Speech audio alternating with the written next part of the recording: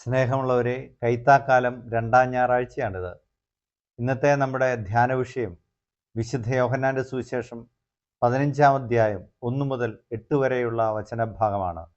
ഈശോ മുന്തിരിച്ചെടിയുടെയും ശാഖകളുടെയും ഉപമ പറയുകയാണ്. അന്ത്യത്താഴത്തിന് ശേഷം ഈശോ പറയുന്ന ഏക ഉപമയായിട്ടാണ് യോഹന്നാൻ ശ്ലീഹ ഈ ഭാഗത്തെ അവതരിപ്പിക്കുന്നത്. ഈശോയുടെ അന്ത്യപ്രബോധനത്തിലെ ഒരു ഭാഗമാണിത്. ഈ ലോകത്തിലെ തൻ്റെ മനുഷ്യ ജീവിതം അവസാനിപ്പിച്ചിട്ട് സ്വർഗപിതാവിൻ്റെ പക്കലേക്ക് യാത്രയാകുമ്പോൾ ഈശോയുടെ മനസ്സിൽ ശ്ലീഹന്മാരോടുള്ള വലിയ സ്നേഹമുണ്ട്. അവരെക്കുറിച്ചുള്ള ആശങ്കയുണ്ട്. അവർ തുടർന്നും തന്നോടുള്ള സ്നേഹത്തിൽ വസിക്കണം എന്ന ആഗ്രഹത്താലാണ് അവിടുന്ന് മുന്തിരിച്ചെടിയുടെയും ശാഖകളുടെയും ഉപമ പറയുന്നത്. അതിനാൽ തന്നെ ഈ ഉപമയുടെ അടിസ്ഥാനം സ്നേഹമാണ്. ഈ ഉപമ അവസാനിക്കുന്നതും അങ്ങനെ തന്നെയാണ്. പിതാവ് എന്നെ സ്നേഹിച്ചതുപോലെ ഞാനും നിങ്ങളെ സ്നേഹിച്ചു, നിങ്ങൾ എൻ്റെ സ്നേഹത്തിൽ നിലനിൽക്കുവിൻ. പ്രിയപ്പെട്ടവരെ, പഴയകാലത്ത് പുരാതന യഹൂദ സമൂഹങ്ങളുടെ ഇടയിൽ, ഗ്രീക്ക് സമൂഹങ്ങളുടെ ഇടയിൽ അവരെ വേർതിരിച്ചറിയുന്നതിന് ചില അടയാളങ്ങൾ ഉപയോഗിച്ചിരുന്നു. വിവിധ തരത്തിലുള്ള സംസ്കൃതികളുടെ മധ്യേ വിവിധ സംസ്കാരം പേറുന്നവരെ തിരിച്ചറിയാൻ വേണ്ടിയാണ് ഈ അടയാളങ്ങൾ ഉപയോഗിച്ചിരുന്നത്. അങ്ങനെ ഒരു അടയാളം ഈശോയും ഉപയോഗിക്കുകയാണ്. ഈശോ പറയുന്നു, നിങ്ങൾ എൻ്റെ സ്നേഹത്തിൽ നിലനിൽക്കുവിൻ, അതുമൂലം നിങ്ങൾ എൻ്റെ ശിഷ്യന്മാരാണെന്ന് ലോകം മനസ്സിലാക്കട്ടെ. അപ്പോൾ ഈശോയുടെ ശിഷ്യന്മാരെ തിരിച്ചറിയാനുള്ള അടയാളമാണ് സ്നേഹം. പരസ്പര സ്നേഹത്തിൽ നിന്നാണ് ഈശോയുടെ ശിഷ്യന്മാരാണ് ഇവർ എന്ന് ലോകം മനസ്സിലാക്കേണ്ടത്. തെർത്തുല്യൻ എന്ന ആദിമ സഭാപിതാവ് ഇതിനെക്കുറിച്ച് പറയുന്നുണ്ട്. കണ്ടാലും എത്രമാത്രം സ്നേഹമാണ് ക്രൈസ്തവരുടെ ഇടയിൽ. അപ്പോൾ മുന്തിരിച്ചെടിയോട് ചേർന്ന് നിൽക്കുന്ന തായ്തണ്ടിനോട് ചേർന്ന് നിൽക്കുന്ന ശാഖകൾ ഈശോയോടുള്ള സ്നേഹത്തിൽ പറ്റിച്ചേർന്നിരിക്കുന്ന ശിഷ്യന്മാരാണ്, ഈശോയുടെ അനുയായികളാണ്. നമുക്ക് ഈ ഉപമയിലേക്ക് അല്പം കൂടെ ഏകാഗ്രമായി വന്നാൽ ഈ ഉപമയിൽ നിന്ന് നമ്മൾ കാണുന്ന ഒരു കാര്യം, ഇസ്രായേൽ ജനത്തെ അവതരിപ്പിക്കാൻ വേണ്ടി, അവരെ സൂചിപ്പിക്കാൻ വേണ്ടി പഴയ നിയമകാലത്ത് മുന്തിരിച്ചെടിയുടെ പ്രതീകം ഉപയോഗിച്ചിരുന്നു. മറ്റ് സമൂഹങ്ങളിൽ നിന്ന്, വിജാതീയരിൽ നിന്ന് ഇസ്രായേൽക്കാരെ തിരിച്ചറിയാൻ വേണ്ടിയാണ് ഈ മുന്തിരിച്ചെടിയുടെ പ്രതീകം ഉപയോഗിച്ചിരുന്നത്. മക്കബായക്കാരുടെ നാണയങ്ങളിൽ മുന്തിരിച്ചെടി ഉണ്ടായിരുന്നു. വിശുദ്ധ സ്ഥലത്ത് മുന്തിരിച്ചെടിയുടെ പ്രതീകമുണ്ടായിരുന്നു. ഇതിനെയൊക്കെ പിൻപറ്റിയാണ് ഇപ്പോൾ പുരോഹിതരുടെ കാപ്പയിലും മുന്തിരിച്ചെടിയും മുന്തിരി ശാഖകളുമൊക്കെ പ്രത്യക്ഷപ്പെടുന്നത്.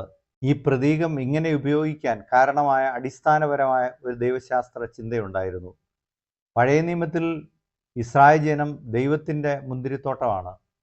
യെശയ്യാ 5:7 നാം കാണുന്നു, സൈന്യങ്ങളുടെ ദൈവമായ കർത്താവിൻ്റെ മുന്തിരിത്തോട്ടമാണ് ഇസ്രായേൽ ഭവനം.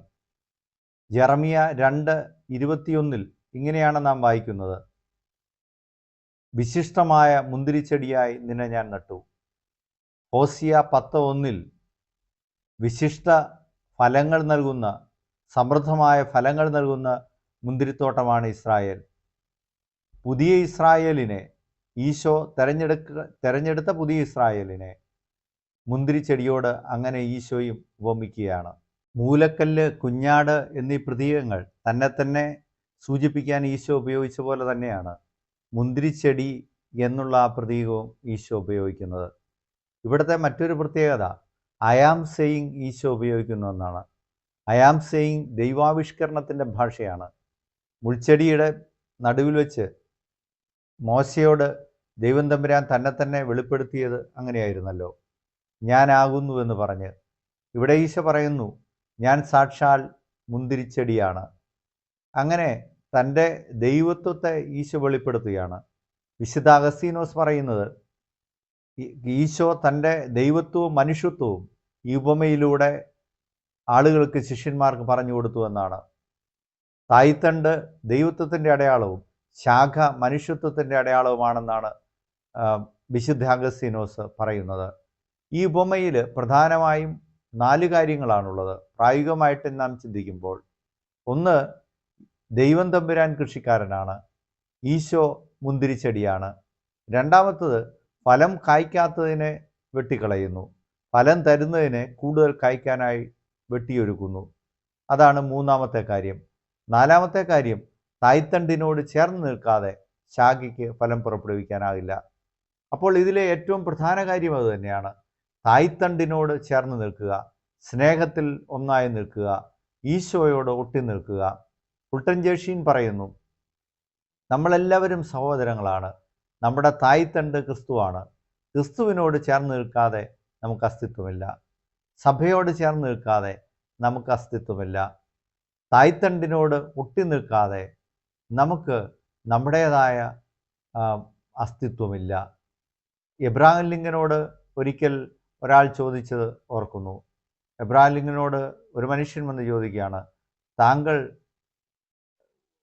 താങ്കളുടെ കൂടെ ക്രിസ്തു ഉണ്ടോ?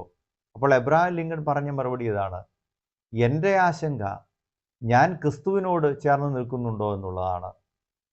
പ്രിയപ്പെട്ടവരെ, ഈശോയോടുകൂടെ ചേർന്ന് നിന്നവരുടെ അധ്വാനത്തിൻ്റെ ഫലമാണ് സഭ എന്ന് പറയുന്നത്.